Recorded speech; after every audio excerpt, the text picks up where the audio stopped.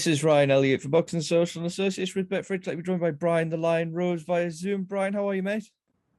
I'm good. I've just woke up, just had a quick shower and straight into the Zoom chat with you. Just want to ask you how you find it fighting away from home compared to fighting in your own fans. Is it something you enjoy? I definitely enjoy it. There's no pressure, and it's the time away from the chaos back home is good as well. But I'm looking forward to it. These are all winnable fights. You know, I would never take a fight that I didn't fancy or I didn't think I would win. So I can assure you, I'm going to win this fight tomorrow night.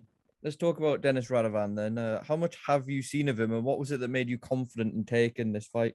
I've seen kinks in his armour, and I just feel like I've got the attributes to beat someone like Dennis Radovan. There's no doubt he's a good fighter. He wouldn't be fighting me after 14 fights if he wasn't good. So, I'm in for a tough night, but he's never been in with anyone as experienced as me. He's probably one of my easiest fights in a while. I think the Martinez fight would have been slightly harder than him, but I really believe I beat Martinez. So they've probably gone off of that fight and thought, you know what, he's just on the road. He's probably just taking these fights away from home, but that's not the case, mate. I beat Martinez and I went over there with belief to win it. I do full camps.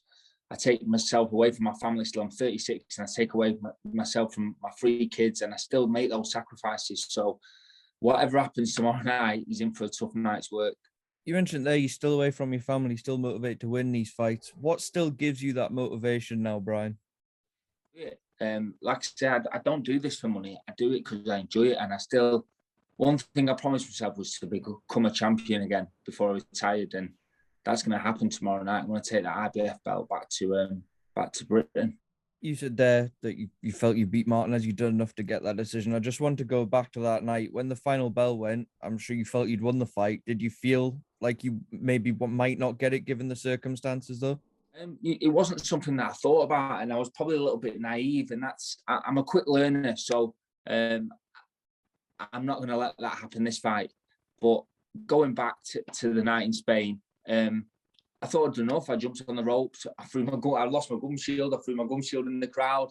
I believed I'd won. And then as things went on and the decision was becoming closer, I was looking at them. I was thinking, this isn't right. Something's happened. And they knew they'd won. So I went over there now knowing unless I'd knocked him out twice, I probably wouldn't have won. So that's what I took from it. I wasn't that disappointed. I just come back, got offered this fight. But I can just go into this fight knowing that I can't leave it to the judges, or if I do, then I've got to win convincing because I have seen some bad decisions in Germany, I've seen bad decisions in Spain, but most of all, I've seen them in Britain. Britain's bad at the moment, probably the worst. So it happens all over. Fighting away from home's hard, and you just got to make sure you win them fights convincing. If you do go overseas and beat an unbeaten fighter like Dennis Radovan, where does that leave you? How far does that catapult you towards a big fight, Brian? You know what? You're not going to believe it. I don't actually know. I don't actually know whether I'll retire. I don't know whether I take every fight, like fight by fight now. I don't make any decisions before it. So I've got a lot going on in terms of business and like I said, I'm not in this for the money. So once I win this title, I might call it a day because, I've got other things going on, other things I can make money from. Getting punched in the face isn't the easiest living, mate. But you never know, something else might come up, and I'm sure it will, something big. And if I fancy it, I'll do it. That's something I wanted to come on to. You mentioned your business ventures there. You've got a lot going on away from fighting. Sometimes fighters, they don't want to retire or they find it hard to retire because they just don't know what else to do themselves. Does that make you more at peace knowing that once the fighting's done, you've got so much more to focus on? I suffered a little bit with mental health last Christmas, and I went to see a social, like someone to see me about my head, and she said, it's boxing, you're worried about life after boxing. And life after boxing is what worries me. You know, I didn't have anything set up. I just thought, you know, I've been boxing since I was 9 years old, so I don't know anything different. But since then, I've set up a podcast. I've got into management, so I'm not management. I'm getting sponsorship for certain boxers. So I've got, and then I've got my gym as well. So I work really well with the council. I work with the council. I've got something going on. So I'm turning my gym into a boxing camp. I've got so much going on. So it's something that I can look forward to after boxing, and I know I'll make money from. So, like you said, I think the best advice for any boxer that are struggling with mental health because they don't know what to do after boxing is try and organise it before you're finishing. You know, keep your mind occupied.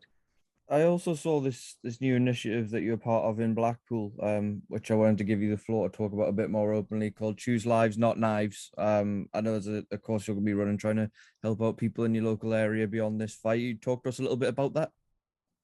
Yeah, so I've got a friend I've known for years, Danny Rossi. He set up an academy for bricklaying, roofing, and he came up with the idea that we could introduce boxing.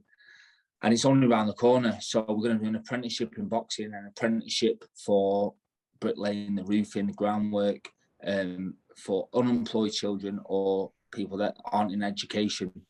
And I think it's massive in Blackpool because there's so many people that are unemployed, getting up to no good, carry knives now. You know, knives were never a thing in Blackpool. I lived in Manchester for 10 years. I know it was massive in Manchester, but it's kind of come to Blackpool, and the last few years there's so many stabbings. It's become really bad, and I'm passionate about my community and helping my community, and I do my best. But obviously, while I've been boxing, I found it hard to do the things that I've needed to do. But now boxing's dying off a little bit. Well, I say that I'm fighting for an IBF European title tomorrow, but as I'm getting a little bit older, I'm finding time to help my community. So we've set up this academy, and I think the council are backing us. Active Blackpool are backing us, and it's going to be amazing, amazing for the town. And again, keeping my mind occupied and helping other people, which is something I'm really passionate about. Brian, I want to ask you about a couple fights away from yourself, in and around your weight. It's been delayed, but we do have Eubank-Williams officially penciled in, a big fight for British boxing. I just wanted to get your take on this fight, who you give the edge to and why. I fancy Williams. I think he's just grown as a fighter, especially since he fought Demetrius Andrade. I think he pushed Demetrius Andrade to the point where he looked like he was going to win, but then fell just short, which is hard to do. I know firsthand how good Demetrius Andrade is.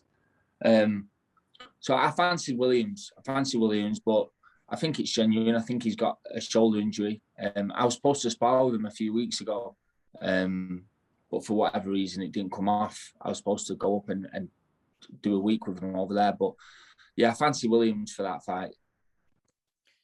In terms of Demetrius Andrade, you mentioned it there. You're in a better position to talk about him than anyone. I was at his fight with Jay Quigley. I know Jay was very confident going to that fight. It didn't go his way. He was taken out in 2 rounds. When you're in there, Demetrius Andrade, what sets him apart for you? What makes him so special and so hard to beat? It's just classy. His timing's perfect. You know, I remember stood in the change rooms and there was facts coming up about me and Demetrius Andrade, and he said, "Did you know Brian Rose was from Blackpool?" I was like, "That's a good fact." And then it came up, "Did you know Demetrius Andrade was world amateur champion?" And I looked at Eddie and went, "What the fuck?" Do you know what I mean? They're the difference between me and him. I'm from Blackpool, and he's a world amateur champion, and that's what sets him apart from the rest. He's so well pedigreed, and he's kept it going through his pros. I think he's, say, 5-6 fights ago, I think he starts too quick and he runs out of steam late on. But recently, he still starts quick, but he's still got that energy to do the full 12 rounds if he has to, which I think has made him an elite fighter. He's been crying out for a big fight. We've seen him fight the likes of Luke Keeler and Liam Williams and Jay Quigley, but he's been after Charlo Golovkin. We've heard him talk so much about that. What fight would you like to see him in at 160 pounds if any of them could actually be made? Well, a two-way world champion. You know, when he gets to the point where when does he not deserve the shot? He's a two-way world champion. He's been calling it for I don't know how long. But someone like Charlo, unify the belt. You know, get another belt, and then I think the Canelo fights and not even the Golovkin. I mean, the Golovkin fight would be good, but the Canelo fight is a step too far. You know, people are just calling him out for the money. But Demetrius Andrade needs to fight someone like Charlo, and he will beat Charlo. I really believe he'll beat someone like Charlo. All right, Brian, I'm going to leave the final word to you. Dennis Radovan, Germany. What can the fans expect to see from Brian the Lion Rose? Well, what channel is it on? In the UK? Yeah, Fight.tv, is it? Yeah, I think it's on Fight TV. That's right, yeah. Yeah, so basically just tune into Fight.tv and see me win another title. One last push, and I promise you I'm coming home with the title. Thanks for getting behind me, and thanks to Germany for looking after me. It's been a pleasure being here, and they've really looked after me. I've been worse places. All right, Brian, best of luck, and I'm sure we'll catch you very soon. Thank you. Thanks, mate. Cheers, mate. Take care, Brian. And you, mate. Bye.